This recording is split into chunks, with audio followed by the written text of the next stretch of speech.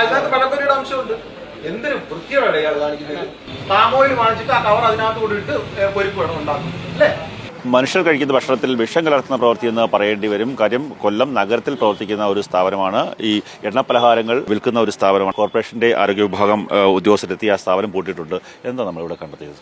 അത് പ്ലാസ്റ്റിക് ഉരുക്കി ഉഴുന്നുവട പഴംപൊരി പോലുള്ള സാധനങ്ങൾ ഉണ്ടാക്കുമ്പോൾ അതിനകത്ത് ചേർക്കുന്നു. ഈ തിളച്ച എണ്ണയിലേക്ക് ഇത് ഉരുക്കി ചേർക്കുന്നു. അപ്പോൾ ഉരുക്കി ചേർത്ത ഭാഗവും ഇതിൻ്റെ എല്ലാം കൂടെ ഞങ്ങൾ പിടിച്ചെടുത്തിട്ടുണ്ട്. ഈ സാധനങ്ങൾ മുഴുവൻ പിടിച്ചെടുത്തു. കട ക്ലോസ് ചെയ്യാൻ അനധികൃതമായിട്ടാണ് കട പ്രവർത്തിച്ചു വരുന്നത്. ലൈസൻസ് പോലും എടുത്തിട്ടില്ല. കട പൂട്ടി ക്ലോസ് ചെയ്തു. ഇനി നടപടിയായിട്ട് മുമ്പോട്ട് പോകും. ക്യാൻസർ ഉണ്ടാവും. ഇത് കാരണം നമുക്ക് ഭക്ഷണത്തിനകത്ത് എണ്ണയ്ക്കകത്ത് പ്ലാസ്റ്റിക് ഉരുക്കി ചേർക്കുക എന്ന് പറഞ്ഞാൽ ഞെട്ടിപ്പിക്കുന്ന കാര്യമല്ല. ഇത് ഒന്നും അറിഞ്ഞുകൂടാത്ത കുഞ്ഞുങ്ങൾ വരെ കഴിക്കുന്നതാണ്. മാത്രമല്ല ഇവിടുന്ന് അറിയാൻ കഴിഞ്ഞത് റെയിൽവേ സ്റ്റേഷനിലേക്കൊക്കെ പോകുന്നു എന്നുള്ളതാണ് അറിയാൻ കഴിഞ്ഞത്. നാട്ടുകാരാണോ പാചകക്കാർ, അത് പുറത്തുനിന്നുള്ള ആൾക്കാരായിരുന്നു? ഇത് അന്യസംസ്ഥാന തൊഴിലാളികൾ. അവർക്ക് ഹെൽത്ത് കാർഡ് പോലും ഇല്ലായിരുന്നു. അപ്പോൾ അതും ഇപ്പം ശ്രദ്ധയിൽപ്പെട്ടതിനെ തുടർന്ന് അവരുടെ ആധാർ കാർഡും മാറ്റി നിയമ നടപടികൾ സ്വീകരിക്കാൻ വേണ്ടിയിട്ടുള്ള എല്ലാ രേഖകളും പിടിച്ചെടുത്തിട്ടുണ്ട്.